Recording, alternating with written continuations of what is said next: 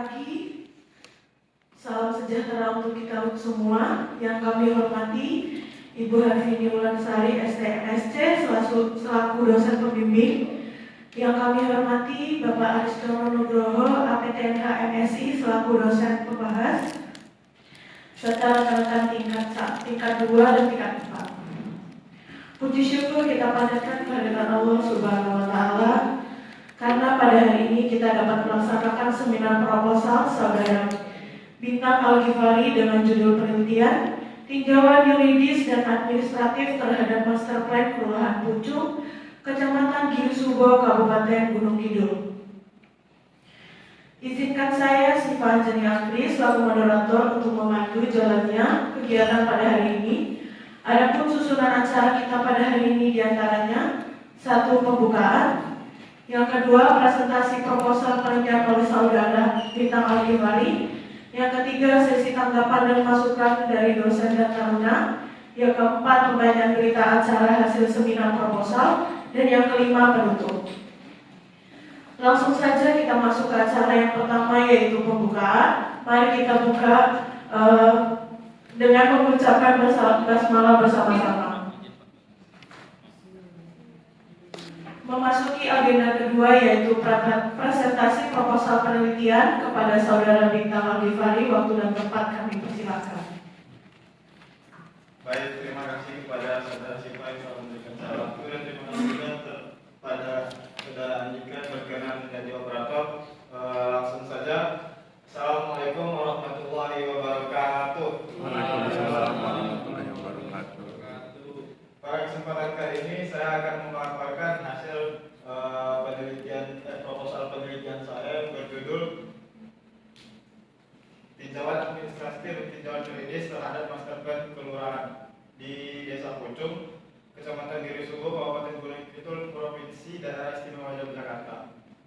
Sebelum itu saya ingin mengucapkan terima kasih kepada Bu Harvini Wulansari yang telah membimbing saya selama 3 bulan terakhir, sehingga saya dapat mencapai seminar proposal. Dan juga saya ingin mengucapkan rasa terima kasih kepada Bapak Ariston Nugroho sebagai dosen pembahas dan juga sebagai orang yang menginisiasi penelitian saya di Desa Pucung. Sebelum membahas penelitian saya akan memulai dengan latar belakang kenapa saya mengambil topik permasalahan tersebut. Perencanaan merupakan ialah suatu kegiatan yang mengkoordinir dan mengarahkan ke tujuan yang diinginkan dengan sumber daya yang dimiliki. Dan pembangunan dapat diartikan sebagai suatu perubahan atau pertumbuhan ke arah modernitas yang dilakukan oleh suatu lembaga atau korporasi pemerintahan.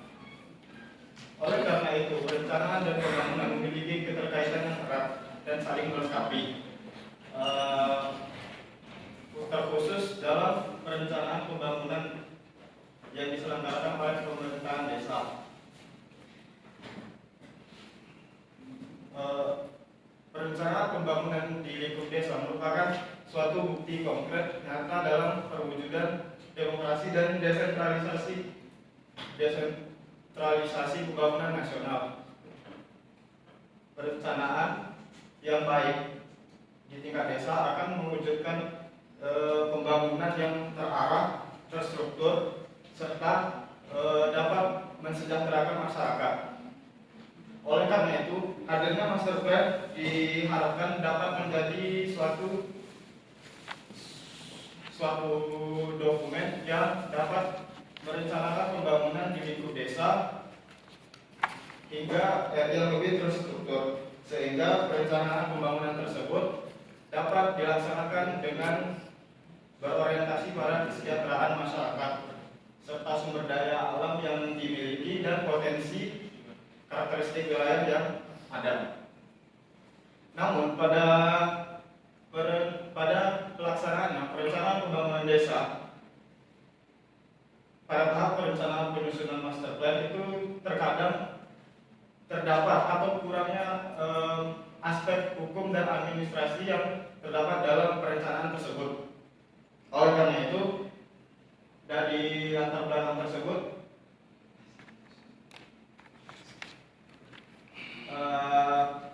berikut urgensi penelitian saya bedakan menjadi dua aspek. Yang pertama sisi administratif, sisi yuridis. Sisi yuridis di sini bertujuan untuk melegitimasi hukum dalam perencanaan, pembuatan master plan dan pelaksanaan master plan. Yang mana dokumen tersebut akan menjadi dasar dalam penentuan atau penetapan kebijakan oleh pemilik kepentingan dalam konteks master plan kelurahan, yaitu pemerintahan desa. Dan dari sisi administratif itu menjelaskan atau meninjau terkait prosedur dan mekanisme yang dilakukan selama perencanaan dan pelaksanaan pembuatan master plan menurut teori ilmu administrasi yang ada. Dari urgensi tersebut saya rumuskan dua rumusan masalah. Yang pertama yaitu bagaimana aspek yuridis dipertimbangkan dalam master plan kelurahan Pucung. Dan yang kedua, sejauh mana proses perencanaan master plan kelurahan Pucung telah memenuhi teori administrasi pembangunan. Sehingga dari rumusan masalah tersebut diharapkan akan mencapai tujuan sebagai berikut, yaitu peninjauan secara yuridis bagaimana aspek hukum dan peraturan perundang-undangan dipertimbangkan dalam penyusunan master plan kelurahan Pucung, dan meninjau sejauh mana proses perencanaan master plan kelurahan Pucung telah memenuhi prinsip-prinsip teori administrasi pembangunan. Selanjutnya, berapa manfaat penelitian yang saya bagi menjadi praktis dan teoritis dapat dilihat pada slide PPT yang telah saya paparkan.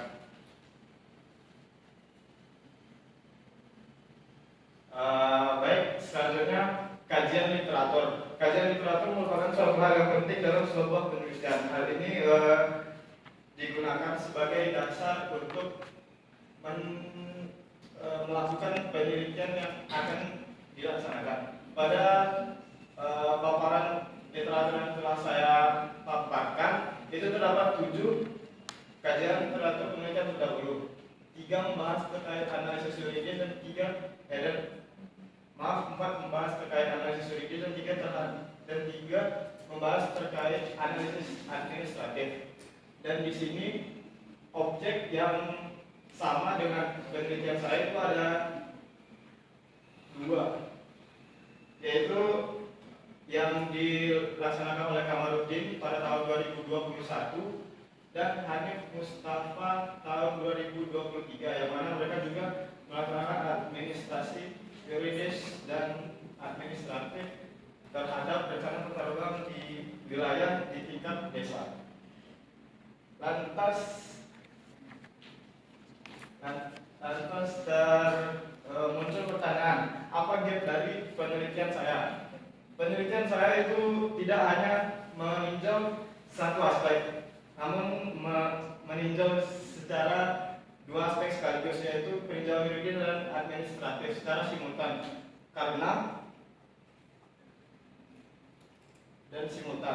Dan juga penelitian terdahulu kurangnya penelitian yang menjadikan rencana tata ruang wilayah tingkat desa sebagai objek penelitian. Dapat dilihat dari kajian literatur ini, rata-rata itu rencana tata ruang wilayah daerah atau kabupaten. Selanjutnya, landasan teori yang pertama itu konsep negara hukum dan pemerintahan desa. Konsep negara hukum itu telah ditegaskan dalam Undang-Undang Dasar Nomor 1 Pasal 3 Pasal 1 yang menegaskan bahwa Indonesia adalah negara hukum. Menurut Asisdik tahun 2010, pemerintah dalam negara hukum, suatu kebijakan atau tindakan dilakukan oleh pemangku kepentingan itu harus sesuai dengan ketentuan hukum yang berlaku. Dan di sini pemerintahan desa merupakan bagian integral dalam sistem pemerintahan di Indonesia yang memiliki skala yang paling kecil, yang menjalankan kepentingan masyarakat di tingkat lokal. Dalam konteks ini, master plan hadir sebagai perencanaan pembangunan di tingkat lokal. Oleh karena itu, sudah seharusnya pelaksanaannya sesuai dengan konsep negara hukum. Dan yang kedua itu peninjauan yuridis. Peninjauan yuridis sebagaimana dijelaskan oleh Soekarno tahun 1986 dalam bukunya Pengantar Ilmu Hukum, menjelaskan bahwa peninjauan yuridis adalah pendekatan yang dilakukan untuk menelaah atau mengkaji suatu kegiatan atau tindakan seseorang atau kelompok yang mana apakah perbuatan tersebut telah sesuai dengan hukum yang ada atau belum. Dan yang ketiga, oleh karena itu dalam aspek master plan, yang kedua tadi, dalam master plan kelurahan terdapat beberapa peraturan yang berlaku, yaitu Undang-Undang Nomor 4 Tahun 2000, Nomor 6 Tahun 2014 tentang Desa, dan Peraturan Menteri Dalam Negeri Tahun 2017 Nomor 86. Yang mana dari peraturan tersebut saya dapat diukur beberapa aspek yang menjadi peninjauan yuridis, yaitu yang pertama kewenangan kelurahan, yang kedua zonasi pembangunan terhadap rencana tata wilayah, dan yang ketiga siklus perencanaan.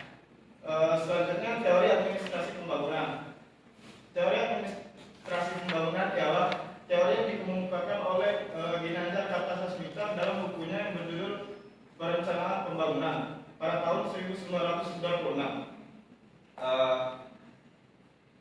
Ginanjar Kartasasmita menegaskan bahwa terdapat beberapa parameter yang dapat diukur dalam meninjau administratif suatu kebijakan. Dalam konteks perencanaan pembangunan itu terdapat beberapa parameter, yaitu ada 6. Yang pertama, tujuan yang akan diwujudkan, yang kedua sarana dan prasarana, yang ketiga jangka waktu untuk melaksanakannya, yang keempat modal dan sumber daya yang digunakan, yang kelima masalah yang dihadapi serta orang, organisasi atau badan pelaksananya, dan yang keempat itu master plan kelurahan.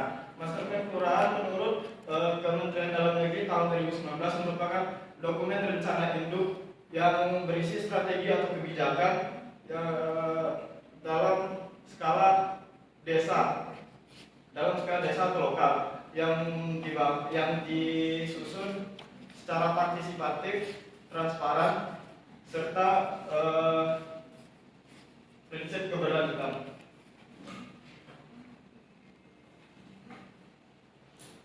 Berikut kerangka berpikir saya.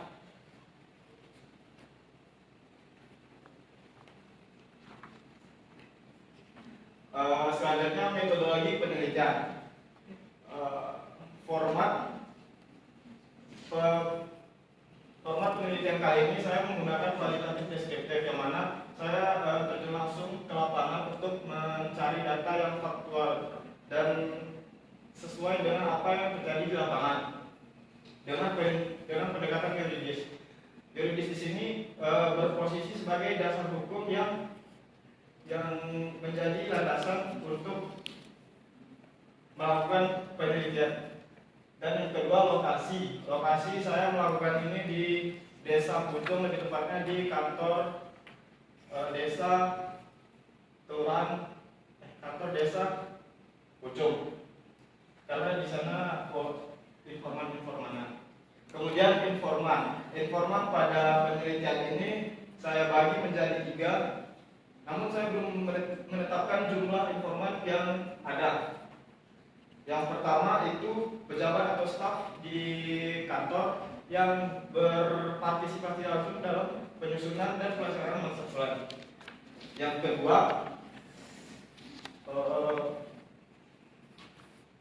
kedua, badan pelaksana atau organisasi yang ikut perencanaan dalam perencanaan dan pelaksanaan master plan. Yang ketiga itu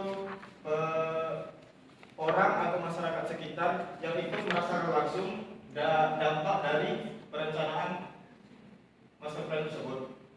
Kemudian bagi poin-poin informan tadi saya lakukan dengan proses sampling, yang mana saya sudah menentukan orang-orang yang akan saya wawancara karena memiliki data yang sesuai atau relevan dengan data yang ingin saya capai, data yang ingin saya dapatkan. Kemudian sumber.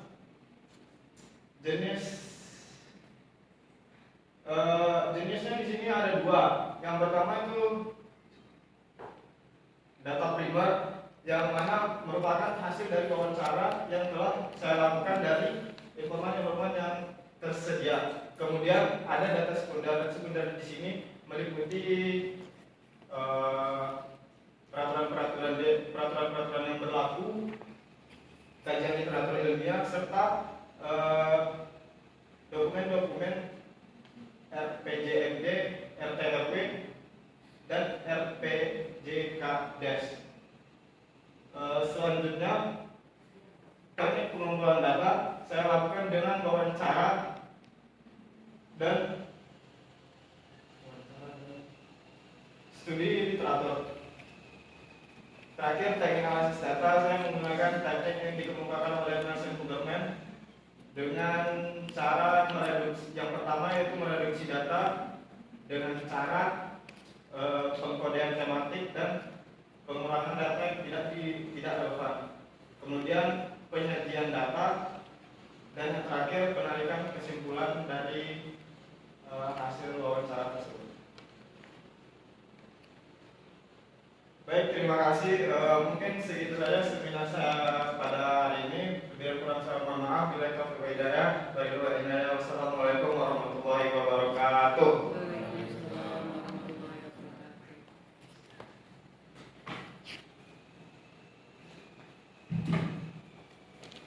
Terima kasih kepada Saudara Bintang Al-Ghifari atas presentasi yang telah disampaikan. Selanjutnya kita memasuki agenda ketiga, yaitu sesi tanggapan, pertanyaan, dan masukan dari rekan-rekan dan dosen.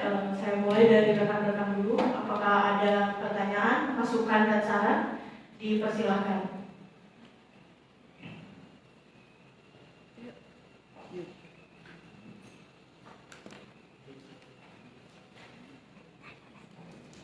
Kepada Mbak, ya. Baik. Assalamualaikum warahmatullahi wabarakatuh. Waalaikumsalam. Saya ingin bertanya, tadi disebutkan dalam parameter yang akan dilakukan pada peninjauan yuridis itu ada 3. Namun tidak dijelaskan dalam pemaparan. Bisakah dijelaskan sedikit terkait parameter tersebut? Sekian, terima kasih. Terima kasih. Selanjutnya. Perkenalkan, nama saya Abdul Rosid. Saya ingin bertanya, tadi sudah dijelaskan di landasan teori tentang administrasi pembangunan. Lalu saya ingin bertanya, mengapa teori administrasi pembangunan digunakan sebagai pisau analisis administratif? Terima kasih. Selanjutnya. Perkenalkan, nama Muhammad Reza Bernugraha, NIT 22314070. Dari kerangka berpikir Anda, terlihat bahwa permasalahan terdapat pada aspek yuridis. Kenapa Anda juga melakukan peninjauan administratif? Terima kasih.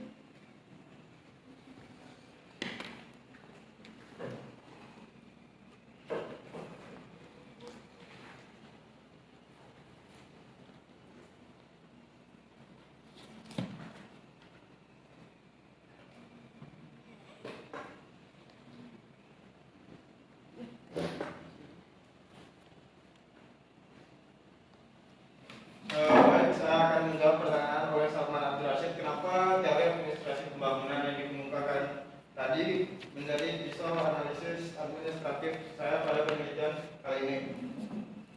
Karena menurut saya teori administrasi pembangunan yang digunakan yang dikemukakan kata kita itu relevan dengan master plan. Sebagaimana master plan merupakan produk dari proses perencanaan pemerintahan desa, yang mana dalam perencanaan tersebut juga terdapat perencanaan pengorganisasian serta pengendalian sumber daya. Tema ini relevan untuk menilai apakah proses penyusunan master plan telah memenuhi prinsip efisiensi, transparansi, serta prinsip keberlanjutan. Selanjutnya saya akan menjawab pertanyaan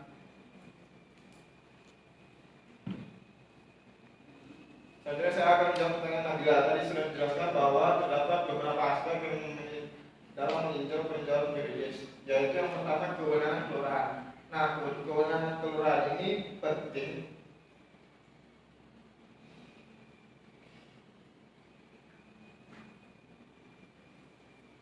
karena master plan mencerminkan kewenangan kelurahan dalam menyelenggarakan suatu kegiatan dalam lingkup pemerintahan desa. Karena sebagaimana yang kita tahu itu kelurahan kan apa tuh instansi terkecil dalam sistem pemerintahan Indonesia lah. Jadi apakah dalam pelaksanaan itu ada intervensi dari pihak lain seperti kabupaten atau yang lain? Mungkin. Dan yang kedua itu siklus perencanaan, yaitu kepatuhan terhadap penyusunan siklus penyusunan yang mana sesuai undang-undang yang berlaku itu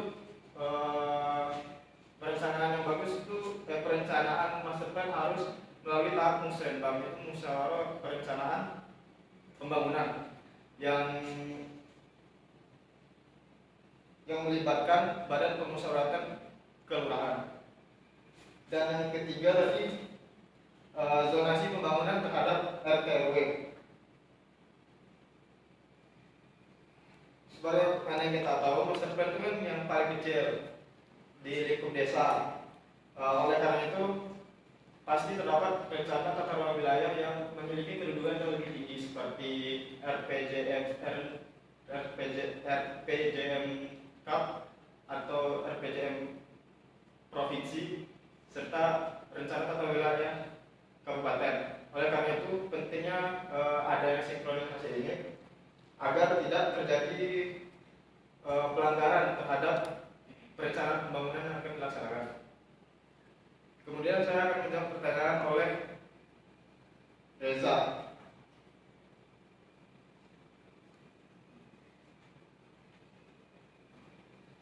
Maaf, Mas Reza.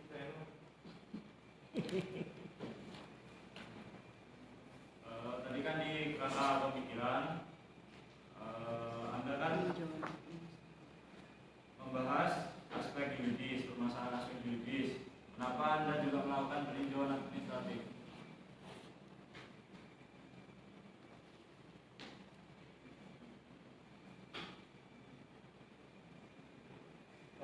Menurut saya karena kepastian hukum tidak otomatis menjamin efektivitas pelaksanaan dari master plan tersebut. Tanpa tata kelola administratif yang baik, regulasi berpotensi berhenti di atas kertas. Oleh sebab itu, kedua pendekatan ini saya gunakan dalam penelitian tersebut. Terima kasih.